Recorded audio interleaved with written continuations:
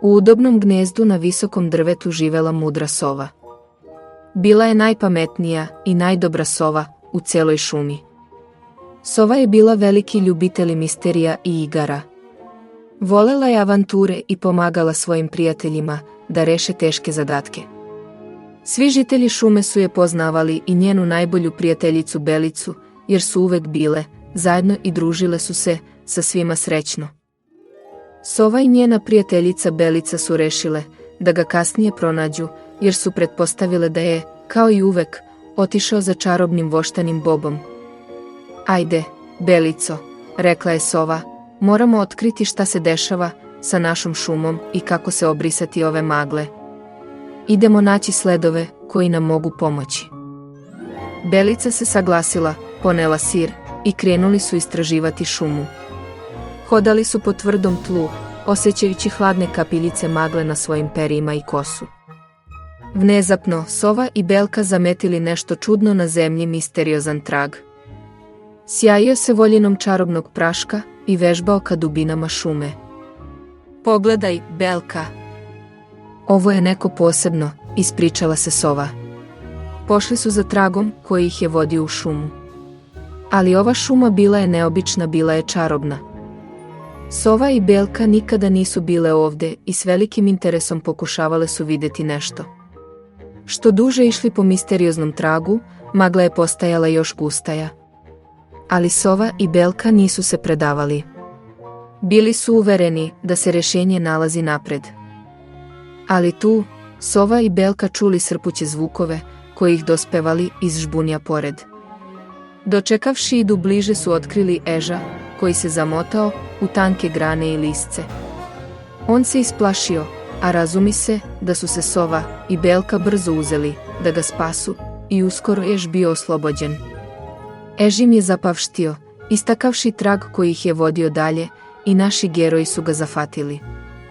Na kraju, posle dugog puta, stigli su do dubokog gaja gde se magla malo raširila. I tu, ispred njih, vozio se ogromni hrast sa granama. Kad su pristupili bliže, videli su mali vrat u duplu. Pokušavali su da ga otvore, ali nije uspevalo. I tuda čuli su misteriozni glas. Preko dana si sjajno i toplo, a noću nestaješ. Ono sogreva nas i donosi radost. Šta je to? Sova i Belka iznenadili se i pažljivo slušajući zagatku. Oni pokušavaju predstaviti neko svoju misao i odjednom sovi je paljebina došla u glavu. Naravno da je to sunce. Možemo se igrati s njim, krijati se iza oblaka i gledati kako ono crta lepe boje na nebu. I tu odjednom se otvorila vrata, a iza njih bili stepenice koje vode na dole. Ogo, sovo! Izgleda, našli smo nešto važno, izvika Belka, netrpelivo pregledajući vrata. Da, to je sigurno ključ za rešenje, odgovorila sova sa sjajem u očima. Ali šta nas čeka kada se spustimo na dole? Zajedno spustili su se na dole i otkrili starinsku biblioteku gde ih je sretao pauk, koji, kao što se iskazalo, živi ovde sa svojom porodicom. On sedio između pautine i pozdravljao ih sa dobrom osmehom. Pozdravljam vas, putnici, reče pauk. Pitao je kako su se ovde našli i kada je čuo da ih je doveo tajanstven sled reče. Čuo sam kako je neko ulazio ovamo, ali nisam video ko je to bio. Ali mogu vam pomoći sa pretragom, jer znam gde je sled o kome govorite, ako mi pomognete da popravim prorivanu pautinu, reče pauk. Sova i Belka s radošću se saglasili. Oni akuratno uzeli niti paučine i počeli vostanovljati njeno pletivo. Zajedno su tvorili pravo čudo, pretvarajući slomljenu paučinu u lep uzorak. Konačno su završili i pauk, zahvaljujući sebi svoju novu paučinu, reče. Hvala vam, prijatelji, sad ću i vam pomoći, da pronađete sve što treba, krenimo sa pretragom.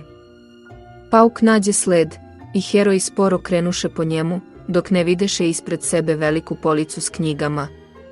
Među policama našli su sakrivenu magičnu kuglu koja je zračila mističnom svetlosti. Belka i sova odlučiše istovremeno uhvatiti kuglu svojim šapama i u istom trenutku kugla zasijala još svetlije i tu se desilo veliko iznenađenje. Heroji odjednom se premestiše na veliku i vrlo lepu polnu. Okruživale su je visoke zelene drveve, a oko njih bili su višeznačni biljke, voće i cveće. Heroji nisu razumeli zašto su našli sebe na praznoj polni i već su se spremili da odu, jer je počela jaka kiša, ali Belica iz ljubopite je reš tom dopirnula jedan od cvetova. Bio je sveteći crveni cvet i odjednom se ispred Belice pojavila neka kućica. Sova je bila veoma iznenađena i zajedno sa Belicom odlazila ka vratima, ali tu su se sreli sa mišom. Znam kako da uđem u ovu kuću, ali prvo morate mi pomoći, rekao je miš, mojim miševima treba hrana, a zbog guste magle i kiše ne mogu ništa da im nađem. I tada je Veverka setila da je sa sobom panla ser i da gađi dala mešu. Poblagodarila Juđi i veku svojih malih šapica otvorila je zaključana vrata. Ulazeći unutra, Sova i Veverka su vidjele palis, na kođima se stađale različite nakite. U kući je bilo dosta tamno, a na zidovajima su viseli ostre lijane. Kada su Sova i Veverka prošle dalđ, a gledal se veliki kotao, pored kođega je stađao njihov stari poznanik Čarobnjak. Šta se tebi dogodilo, upirelju ga Sova i Veverka. Čarobnjak ti pogledao u njih i reče: u šumi imate toliko priđatelja, toliko zabave, a ja sam uvek sam. Zato sam se rasplakao, stvorio strašnu maglu nad šumom, da bi i svima bilo tužno. Reči Čarobnjaka zadrnle Sovu i Veverku i rekle se: ti si veoma dobar i interesantan, i mi ćemo organizovati zabavu u šumi, da bi žitelji šume mogli još bolje da poznaju tebe, rekle se, ali prvo moraš da rasporediš maglu koju si nakoldovao. Čarodej podumao, a već to že odlična ideja, ja nakon 100 najdu prijatelje, posle čega vzmahnul 3 puta paličicom i oni okazali su u rodnom lesu. Teper tuman postepeno rasivao su, a solnečni luči osvetlali i sogrevali naših geroja, darajući im radost i ulibku. U toče dan Sonja i Belka ustrojili meroprijati u lesu, da bi žitelji mogli poznakomiti se sa čarodejem. Belka sozdala vkusnejšije orahove ugošteninja, a čarodej prodemonstroval svoji voljebne fokuse. Žitelji lesa bili vošideni takim predstavlenijem i očen hoteli podružiti se s njim. S toga dana čarodej više ne ošćućava odinočstva. On ponio da on osobenji. Sova i Belka nešto radili što pomogli čarodeju, potom ugitoto što samo važno, što pomožati i podupstiti drugoj u trudnije momente. Družba i vzajlajdima, što svako važno, već uvek jedan od drugoga bolše.